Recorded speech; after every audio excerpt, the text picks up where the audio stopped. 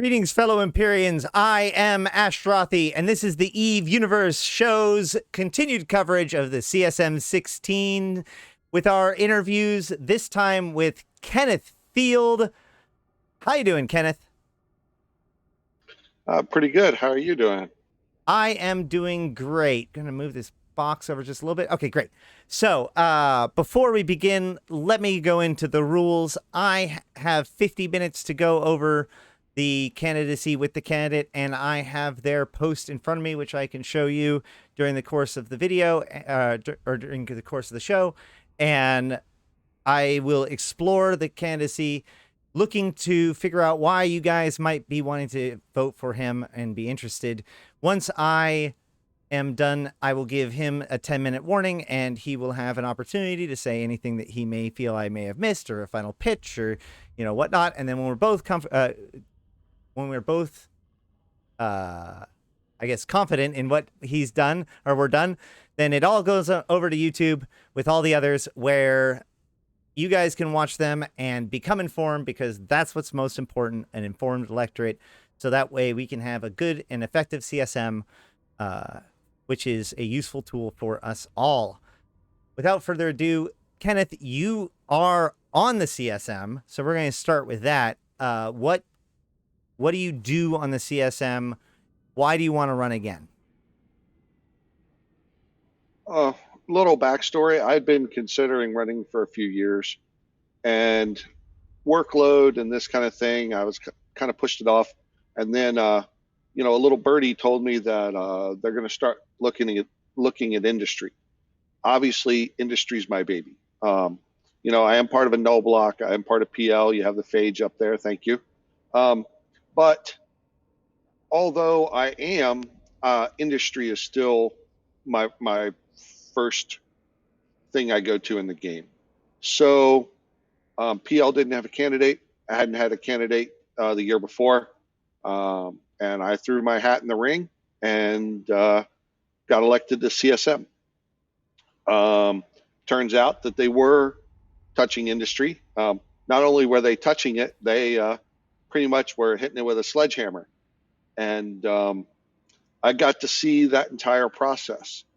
As I got there, I was pretty much a little too late, especially by the time when you first get on the CSM, there's a pretty steep learning curve, much like the game, in that none of the devs use their dev name. They all use their real names. So you spend the first month going, who's that guy? Who's that guy? And then, you're trying to find some cross-reference to their picture and their CCP name, so that because you have their real name. And so it took a little while to get my feet wet. And then by the time I figured out what was going on, a lot of decisions had been made. So at that point, it's strictly, okay, these are the decisions that have been made. A, B, and C really isn't up for discussion. They're going to happen.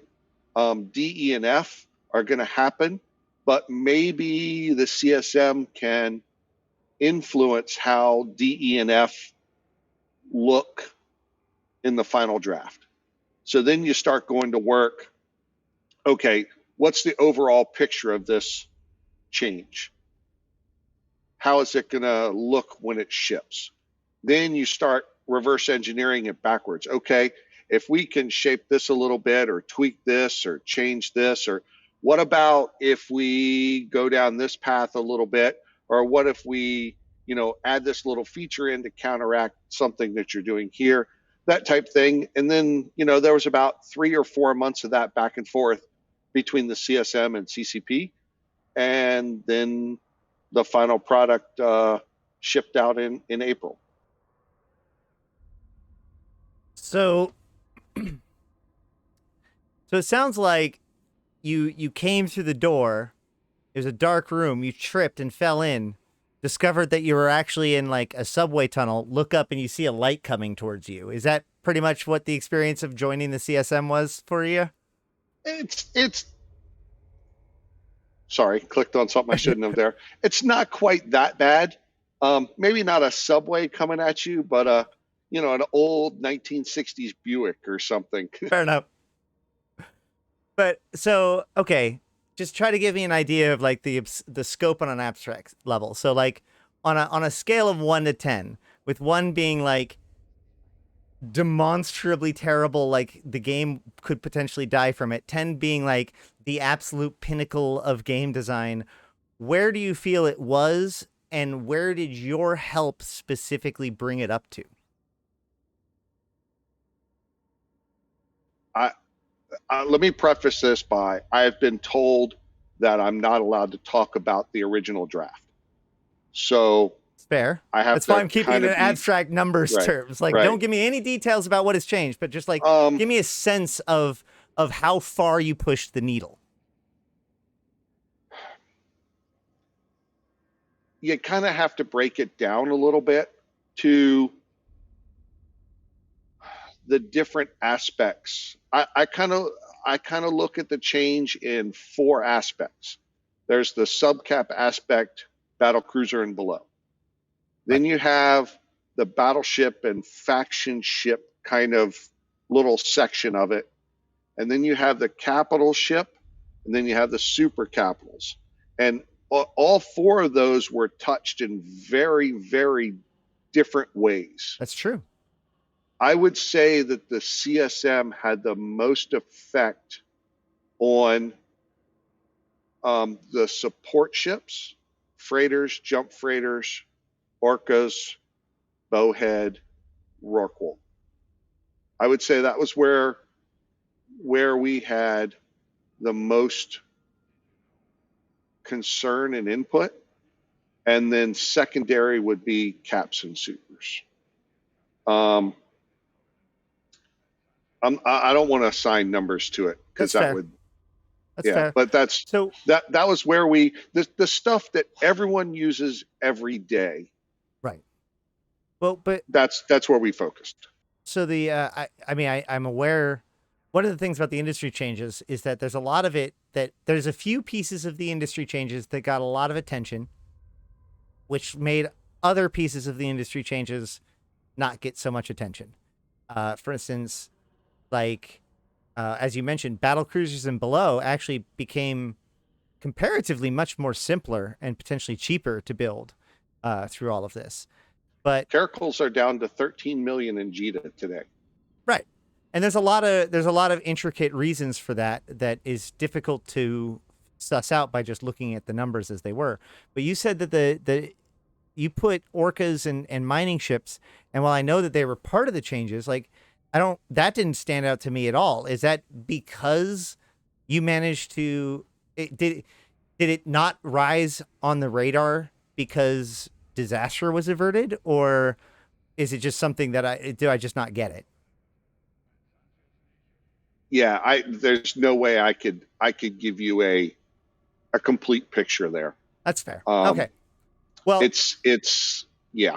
well, I appreciate that. That Let's get off of the topic that gets you into landmines, and let's talk about the future a little bit then, if you don't mind. okay. Because That's almost as big of a landmine, but that's we can see where we go. that's fair. But but you're running on the fact that you were part of these changes. You've been part of these changes. You feel like you've been a positive part of these changes. But as you mentioned, this is just the tip of the iceberg, right? So I guess help me understand why, like, you haven't, like, you got a year to give all of your contribution and whatnot. Why do you still need to be part of it? What more do you have to contribute? Well, okay. So you mentioned the change in April was the tip of the spear. Um, we just got the shank of the spear Thursday. We had a 2-hour meeting on Thursday where we talked about and set a fair amount of the framework and groundwork for the next step. Um, obviously I can't talk about any of that. I can't even talk about when they're talking about, possibly getting it in the game and that kind of stuff. But the next evolution of the ecosystem is coming. As I said, after the industry, this is just the first domino. Well, the second domino is now getting stood up and getting in line and ready to fall behind it. The third domino's already been talked about, and having some consistency there and this kind of stuff is the main reason that I'm running again. Right. There's a lot of moving parts, as you can imagine, and it affects so many different things. The secondary, tertiary effects of what they're changing. And I think once people see the next change, the industry update will make so much more sense, right?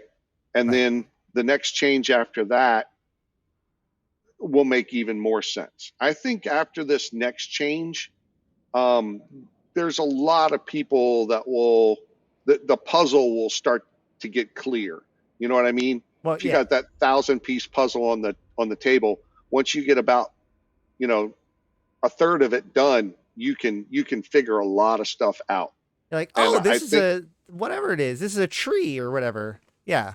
correct. Yeah, I think a lot of that will start to come into focus, especially for the industry heavy guys. They'll Right. figure it out pretty quick. Um, Now they may not know how vibrant the colors may be, but they'll get a pretty good idea of what the picture looks like. Okay. So I think that what I'm hearing here is that while there's been a lot of angst and whatnot, especially with the industry changes and a lot of like naysaying with a lot of the changes that happened this year and whatnot. You ran as an industry guy. This wasn't something that these particular changes weren't what you like put in motion. It was obviously completely in motion before you even like stepped into it. You only helped them sculpt it as the CSM kind of like that almost sounds like a perfect example, a textbook example of the CSM, helping out. And that's really great. The the thing that I catch out of this is that the industry guy who went behind the curtain, I so often hear like, Ash, you just don't know how the sausage is made. But what I'm hearing is that you have confidence. You're excited about these changes, and you believe in them, and you feel that you can help them be good. I'm detecting a certain absence of cynicism here. Yeah, yeah. The first round of industry changes, there was parts of it I'm not a big fan of. If I would have done it, I would have done it quite differently. But that being said, um, it happened. There's nothing we can do to change it now. So you just accept it and go on. It's made my life miserable, right? There's a lot of people who were making caps who aren't going to be able to make them as easy in the future. However, if you look at small scale, the number of small scale industrialists that have popped up, message me every day on Discord and say thank you, and I'm doing this or I'm doing that, or I didn't think I would have a chance for this, or I made my first 300 million by doing reactions or anything along these lines. That wouldn't have happened under the old plan. The only way to do that is to shake it up and divvy this stuff up.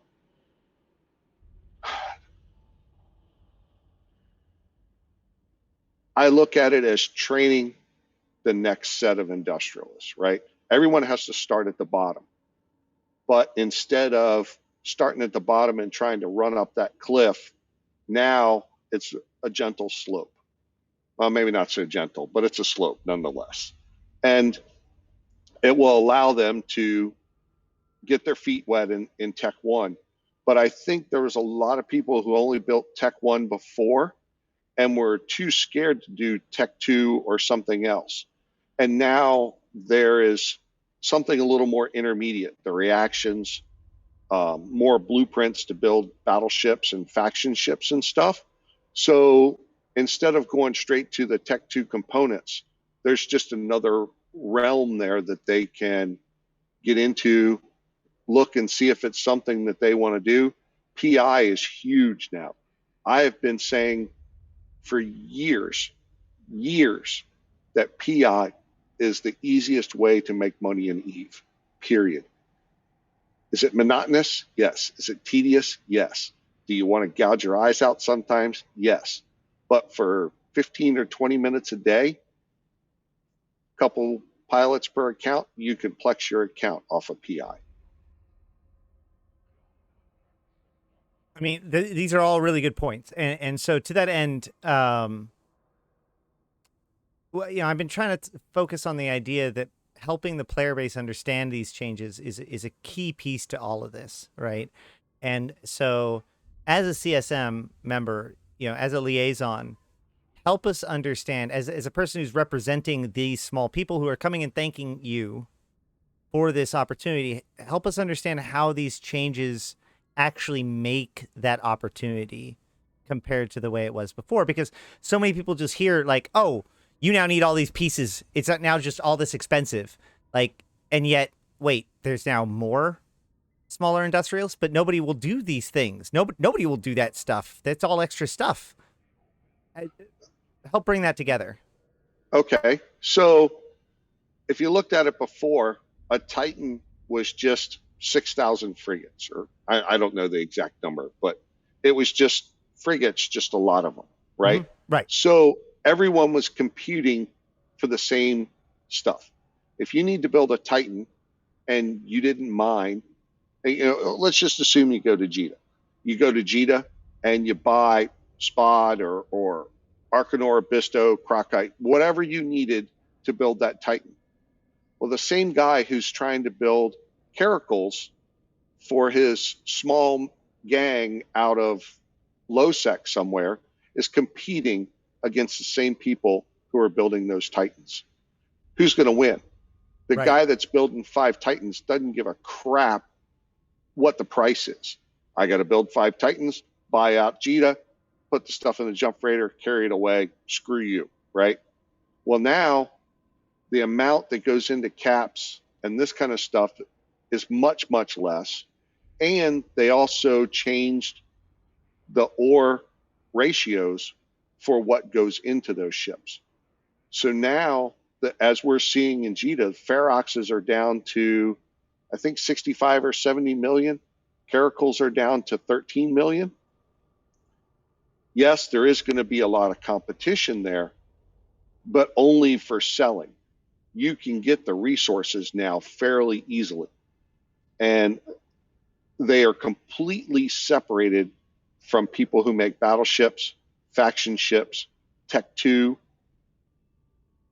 caps, and supers. And that Right. was part of the grand scheme of the industry update, so that you can have someone who builds Tech 1. But once you build that for so long, if you want to move up, your only option before was Tech 2 or a Tech 3. That was it. There was no other path. Now, not only do you have Tech 2 and Tech 3 as a path, but you have the faction ships. That's like your next little jump up, especially the frigates and the cruisers. The amount of extra stuff that you need is fairly limited. And although you cannot do the reactions in high sec, that was a big bone of contention. Oh, I could build my battleship in high sec before, but now I can't. Well, no, you really couldn't, because you needed Zydrine and Megasite to build that battleship. They didn't come from high sec. You had to get those from null sec or low sec. So yes, you could go to JITA and buy the stuff, but they didn't come from high sec. And it's the same way now. You have to get the reactions. You can either get the final product, the core temperature regulator, or I think that's the name of the blueprint, the core temperature something. And then and you can either buy that, or you can buy the stuff to make that, or you can do the PI yourself and buy a few of the reactions and make them yourself. Either way, all that can be done in high sec except for the actual reaction. Right. So it's the same but different. But nevertheless, there's more paths. So now you go from P2 to P3. From Tech 1 to Tech 2 to Tech 3. Now you have Tech 1 faction, frigates, cruisers, and battleships.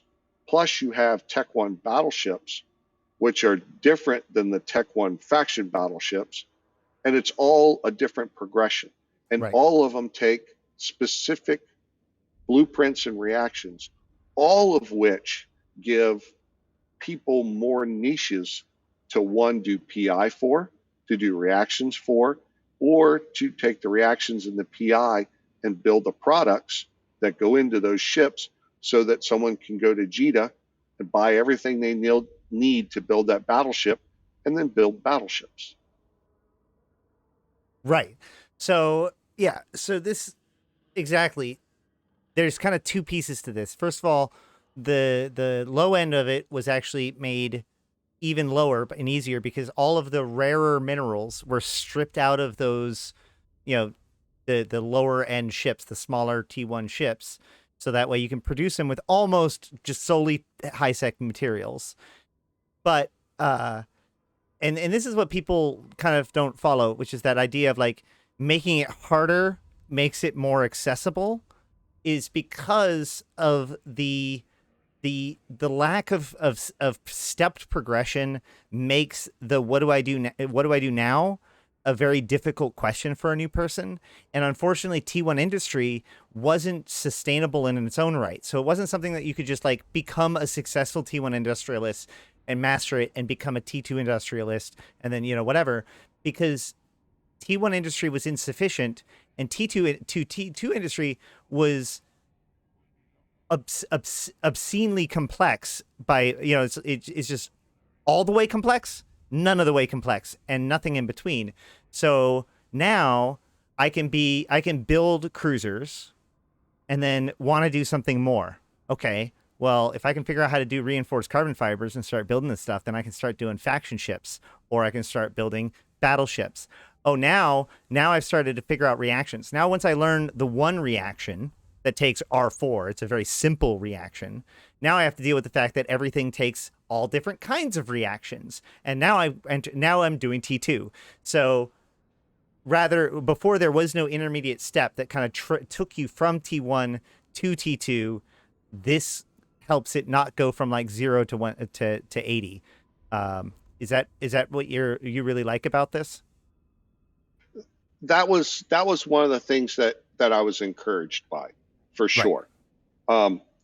Now, the flip side of that is the complexity at the high end, especially, gives CCP a significant amount of control, knobs to turn to affect the complexity and the pricing very quickly Right. and on a very large scale. And I kind of, that has me a little concerned for the future, but nevertheless, that wasn't going to be stopped. That was going in regardless. So, but if you look at the lower end of it, from I'll say battleships and down, I think that progression there is much better, much easier than jumping from Tech 1 to Tech 2, going from Tech 1 to Tech 1 faction or Tech 1 to Tech 1 battleships. I think is a much more gradual progression and will set you up to do Tech 2 so much better. So last year when you ran, you were looking, you assumed that they were getting into industry, and so you wanted to get into it. Now you've seen behind the curtain and you've digested all of the stuff and all that kind of stuff. Um, how can you help me understand how your views of industry and the industry changes has changed from the plucky young idealist of Kenneth 2020, the one who dreams of an industry change one day, to Kenneth Feld, the CSM 15 alumni that oversaw one of the largest industry spearheads of all time? Yeah, it's kind of difficult because I've already seen the next change, and then I know it's coming after that. So that has me really excited. The next change, I think, is going to be something that everyone will like for sure. Cool. There won't be, well, someone's going to be mad about something. There's no way to stop that. But that being said, I think the an incredibly large majority of the player base is going to be happy when they see the details of what's coming next. And that has me excited. But I look at this as a job unfinished. Now, you just said that I did this and I did that. The whole CSM worked. Now, did I do a little bit more of the number crunching and this kind of stuff and have meetings with the CSM and our private, this kind of stuff? Yes. But when they were changing interceptors and this kind of stuff, there was other people in the CSM that did that same stuff, because that's not me, right? You don't want me FCing fleets. You don't want me changing bonuses of this and that. That's just not me, right? Right. So those guys put in the work for that and explained it to me. And I reciprocated the industry changes. Now, Villy's an industry guy. He but there's a couple on there who, basically have to put toothpicks in their eyelids to stay awake during the meetings. And they fully admit that. And that's fine. The industry's not everybody's thing, right? But I took the time to answer their questions and explain everything to them. And then as a CSM, we decided, okay, yes, we think we can sculpt this or shape this. And then we went to CCP and we said, hey, this is our number one priority. We think this part of the change needs to get looked at, then this, and down the line. And CCP were incredibly receptive to our ideas and our concerns. And the final product was the entire CSM, shaping what they could. Like I said before, was everything roses and champagne? Not exactly, but I think it was a better product in April than it was in October. Well said. What is the purpose and value of industry in EVE Online? Well, everyone that likes to shoot each other. If industry didn't exist, all you'd do is sit in a station in your pod and spin. That's it. Period. Well, why have the need? What I'm saying is that like the system of industry isn't necessary. They could just like make it so that they give you the ship, so you could buy it from an NPC vendor. But the industry system is complex, and like they're putting a bunch of time into the iteration of it to make sure it's good. What if there's no purpose to it? Then if it doesn't serve the larger whole in any way, then it shouldn't be iterated on. It should be removed completely. So I don't think it should be. But what do you think is the purpose and value of industry in EVE Online?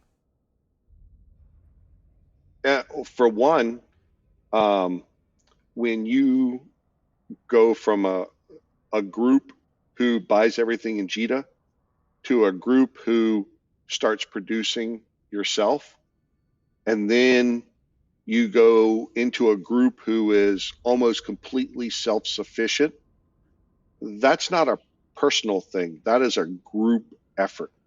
One that makes the group stronger, and the camaraderie and the sense of pride to get there is shared by everyone in the group. And it's the same thing as going on a fleet, wiping the other team off the field and, moonwalking out. It's the same thing with industry. When you start and you're like, oh, I got to go to JITA and get this and this, whatever. And then you get to a point where, okay, hey, we're going to run this fleet next week. And someone in your group builds all the ships, builds all the guns, builds everything. And then you get to that fleet and everything was made in-house. That's a sense of pride and accomplishment that goes with that. And if you take industry out of the game, that would be gone and lost forever. Excellent. Thank you. Okay, so I'm going to shift gears a little bit because you mentioned that there wasn't a pandemic legion candidate, and that's why you stepped up. And I mean, well, in the back of my head, I'm sure I knew that that was possible, or that that was probably what was happening. Like, just hearing you say that was so bizarre given like my memory of Pandemic Legion and the influence that they have had and their influence that they've had on on the CSM in years past. Uh, can you help me understand like what has happened to Pandemic Legion? Like what why are you the Pandemic Legion representative solely? Like is it still a thing?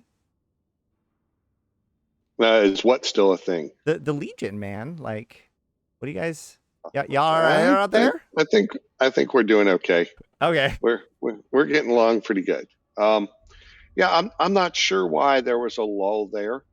Um, we Elise kind of turned over to headliner, and he wasn't interested in doing it. Elise had done his turns a few years ago, and I'm really not sure. Uh, That's fair. I, I Well, think I think Killa ran and got on and then moved to NC or something. I don't really remember too much of that, but that was about it. but you guys, like, we all talk about like null blocks and null ballots and all that sort of stuff. It doesn't sound like you guys are really doing the CSM stuff anymore. So ultimately, in a weird, bizarre way, you could even argue that you're an independent. That's almost CSM, null block CSM representative because like uh, there is no big block vote that's going for you in the same way of like Imperium or Test or even your guys's Prodigy, the Pandemic Hordelings and whatnot. Would you say that's fair?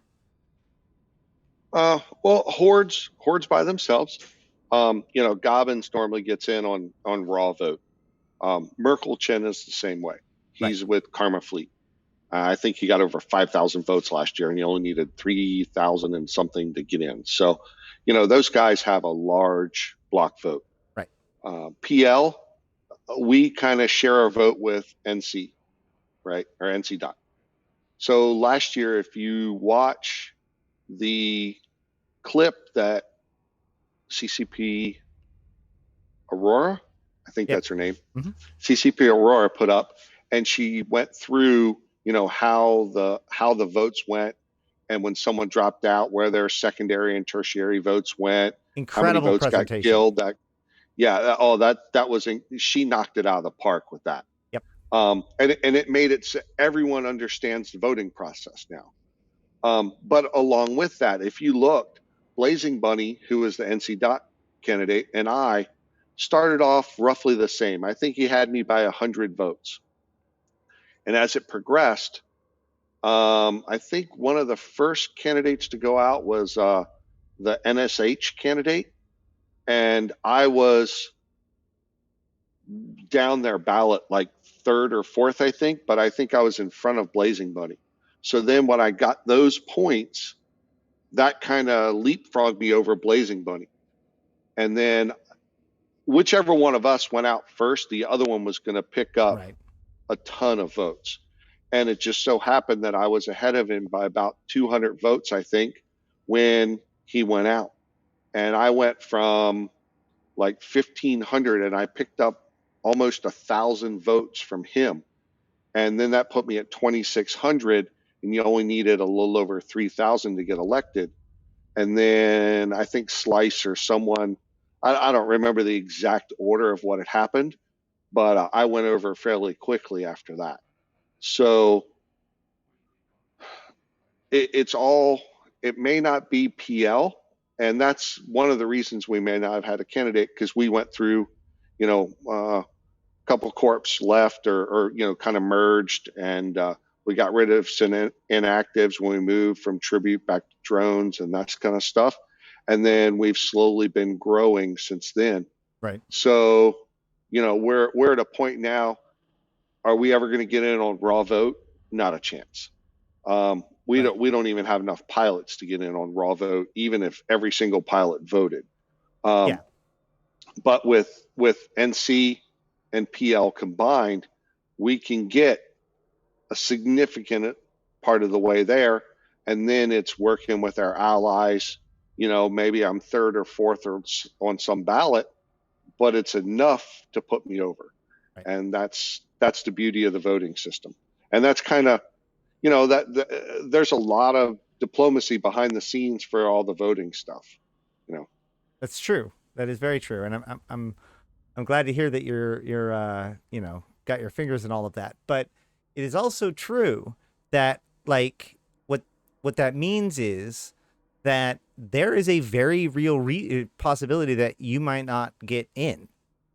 And Oh, absolutely. and there's a lot of voice right now. There's a lot of people, there's a lot of noise about this industry changes from people who don't understand it.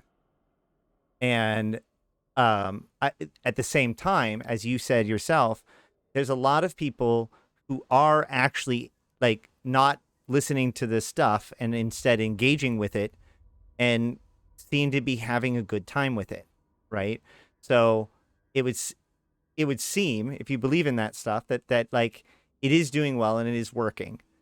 And the concern would be that if your voice is removed off the table, that other voices will step in and say that it is dumb and should be taken back, or, blah, blah, blah, blah, blah.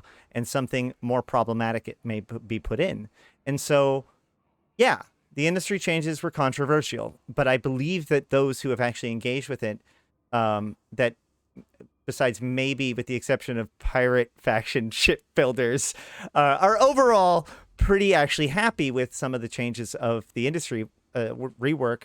And especially if you understand that you're right, this was the very beginning of more pieces. And you're not the one that was saying it. You're not breaking NDA for saying it. That's exactly what they've been saying this whole time. And so to that end, I think that for anyone who's interested in having a complex industry that is that has plenty of niches, plenty of places to grow into, plenty of interest and intrigue within it, as opposed to just simply he who has all of the BPOs that can print out 50 of anything that happens to be needed on the market using better processes and more efficiency than you ever could dream of as a new bro. Like, I think that that's a better industry. And I think that if people believe in that, that you are their candidate. And again, needs to be high. Maybe not in your case needs to be number one, although I'm sure that you appreciate everyone number one, but definitely high, because you're in a tight battle, and your department is acutely interesting and important to EVE Online right now. And I would be terrified of what would happen if there was no actual, Billy's a great dude. I like him. He's very well experienced, and we had a great interview. If he was the CSM industrialist and that's it, I would be very nervous about it. So that being said, I look very, I really want you to be able to get in there and be, can see this home. That being said, I want to give you this is about the 10-minute warning, although we probably have a little bit more time than that. But I do want to give you, is there anything beyond just the industry changes that you wanted to discuss? Couple things. The end of the last candidate, he was talking about communication. And I can't tell you the number of times that the CSM as a whole has pushed for communication. Every time they say anything, we're going to tell the player base about this. Can we have a forum post? Hell, send out a tweet, something. Do you remember at the end of Signal 2020? Sorry. What? I said that Signal Ashtarothi. Yeah. You remember at the end of 2020, they put out that dev blog by CCP Rattati. Yep. Kind of giving an update. That was 100% pushed by the CSM. If we would have not mentioned it, that dev blog would not have happened, period. And my conversations, private conversations with them normally go something like, hey, what about this? What about this? Blah, blah, blah. Oh yeah, we did that because of X, Y, or Z or whatever, and my very next statement is, can I say that publicly? Right. Because there's so much information that gets glossed over, and there's some things they want them to figure out for themselves and just say no. We know that from the design phase that we're not going to give them this information. Right. And they were gonna. Yeah, I can't say that, but anyway, yeah. So I am. Yeah, please don't. Big on. I am big on. Hey, can we get this out? Right. And I think the entire CSM is by far, Yeah. Big on trying to get that stuff out. So I just wanted to touch on that's CSM wide, and a lot of CCP's apprehension there is based on previous stuff. Like they announced at, I think it was Vegas, or it might have been FanFest, the new implants. Yeah, no. And then it was I like remember that. 2 years before we got them. So yeah, it was during the Invasion World Tour. Sorry, this was because it was such an acutely bad timing. Like this is something that had been discussed many, many times, but CCP Fozzie went on, I think it was during Eve North, and was like, these will be on Singularity next week. And then like he said later on that he got home from that trip and was immediately reassigned. And it wasn't until the next year that they started being able to release those in January. So yeah, no, that definitely happens. Yeah. So, and then, the same thing with the Kill Mail 2.0. Logi, I think it was Hilmar that said Logi on Kill Mails, wasn't it? I'm not sure who said it, but yeah, that's been a couple years. So they are somewhat shy to say certain things about certain subjects, but the CSM tries to push them to be as transparent as possible. And if they're not going to be transparent, can we say it? Right. I have no problem. After the industry updates, I went on all the shows and talked about it and this kind of stuff. And, some people didn't really like that the CSM guy was doing that. Whatever. I tried to break it down and make it bite-sized chunks for players to understand, because there was a lot there. I had been looking at it for 6 months, and I was still chewing on my cud for some of that stuff. So yeah. To that end, could we get CCP to communicate that stuff in more plain terms? Like sending out the spreadsheet was good, but like I felt like there was no high level explanations. There's clear pattern, like there's patterns in there, but like you have to hunt for them and like suss it out. Like I literally felt like I was reading the tea leaves like I would be reading Hobo Leaks in order to figure out like one of the most monumental changes in the game, which really broke down to there's these new things that go into this stuff and they don't get refined, and these get this and these get this and these get this. But like CCP never put out a dev blog with high level goals and descriptions of the changes. You're preaching to the choir, brother. Okay. I guess that's a discussion for another time, but do you, I guess to make it into a CSM question, do you feel like you will be able to, like, you were on the CSM for this and clearly it didn't happen. Like, do you think that you're going to be able to make the clearer? Is there something that we're going to do to make the next phase not a repeat?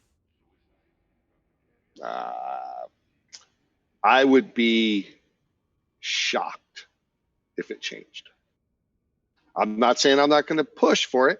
I'm not going to say that I'm not going to try, because I'm going to push and I'm going to try. But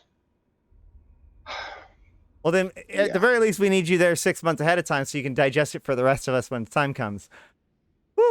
All right. Then Well, the next change isn't going to be nearly as that's fair. yeah.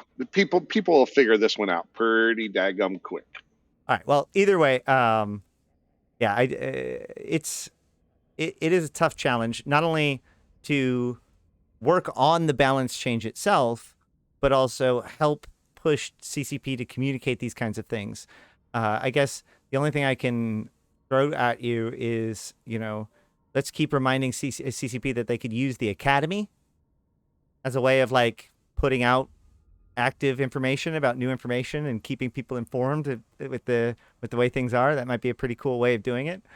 No, but for real though, I just was scrolling through the Evo ecosystem update, and you're right. Like, it's one of the things I like to ask CSMers, like, what can you, what I even asked, what kind of, how did you move the needle, and just being able to say that they weren't going to put this dev blog out, like, it was monumental as a player and as a person that chats about this stuff and talks about this stuff to have those kinds of check-ins. So the idea that it wasn't going to happen and the CSM was the ones that said it was going to happen, yeah, that's a pretty good reason why we need you guys. So thanks for that. And I personally feel that you're one of those candidates that I think that everyone should consider having on their ballot, and just a simple question of where it is, because your region of the space, your aspect of the game is something, and your perspective on that is hard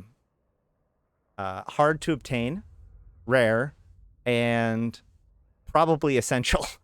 So thank you for Well, thank you. thank you for your time on CSM 15, and good luck on CSM 16. Thank you very much. Do you have anything else you wanted to cover? We've got a few more minutes if you would like. I'll talk about two things that I would love to get in the game. Pretty sure they're never going to happen, but I get asked this a lot, so I just like to get it on record if I get a chance. One is hangers shareable by ACL.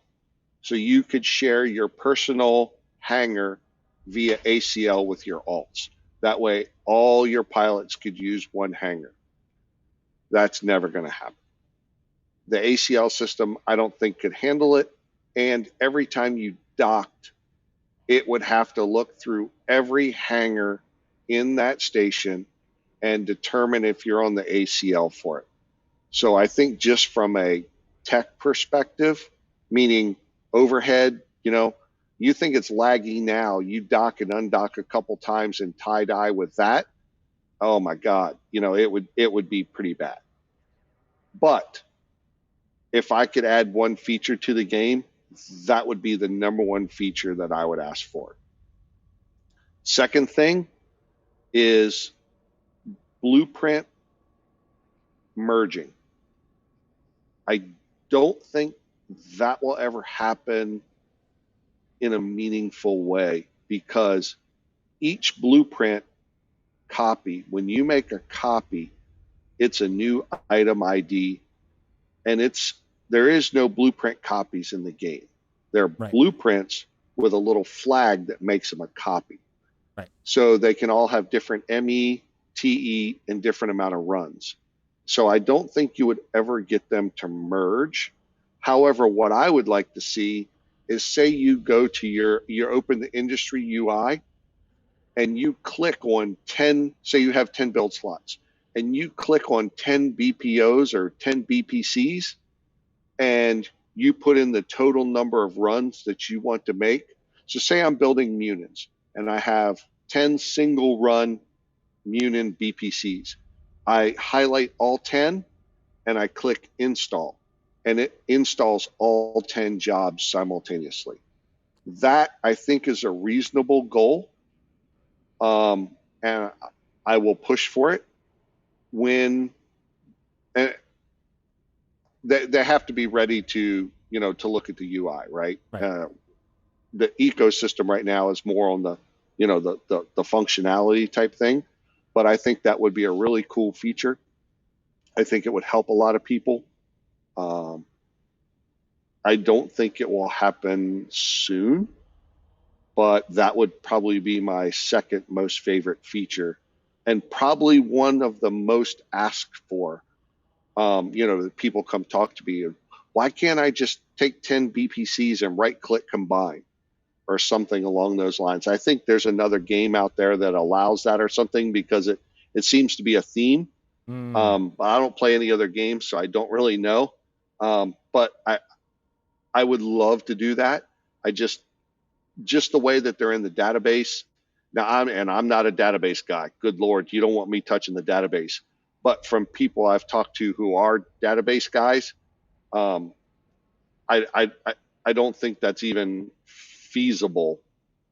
But being able to select all 10 and have the industry window calculate all of the inputs and click one button for installing all 10 jobs, I think is in the realm of possibility. And I'd love to see that go in. But it's going to take a lot of work to convince them of that, for sure. Yeah. I really appreciate you not break my heart on the whole ACL hanger thing. That's cool. We're going to move on past that because I'm going to still live the dream, if that's okay. Uh, these kind of pie in the sky ideas are very useful because you guys still get an opportunity to present this kind of stuff at CSMs, at summits and stuff. And while they may not immediately like strike a chord, they will do two things when they put splinters in their brain to get them done, but also like every time you talk about one of these things, what you're also doing is revealing like your priorities and your interests and like that kind of stuff. So maybe that changing itself isn't exactly right, but maybe that'll help them, or hearing you talk about that change will help them understand something more about the priorities, like the idea of like, well, what is the practical, what is causing people to want to merge together BPCs? Because like I would actually look at this from not a database point of view. I would look at it from a design point of view, right? Having multiple BPCs means you can do multiple runs at the same time, and therefore there's a design reason to want to have multiple runs. And also whether or not you build them and how you build them is a decision, and therefore it isn't as simple as whether or not you can merge them, but it's whether or not there's design ramifications to that as well, and all this other stuff to it. So I'm not 100% sure where I was going with all of that, but it is my point is that it is an interesting kind of challenge. And the problem, and going back to the whole CSM thing and why somebody like you on the CSM is useful, this goes to something that I've heard a lot on the CSM, which is that it often isn't the summits, it's the bar conversations, right? It's the between conversations that makes the difference. And to that end, there's two pieces to add to that. One, without you on the CSM, you don't get to have those bar conversations, and therefore those little things, like the thing that you just suggested, that I wouldn't have even thought of as being something that was in demand by people. That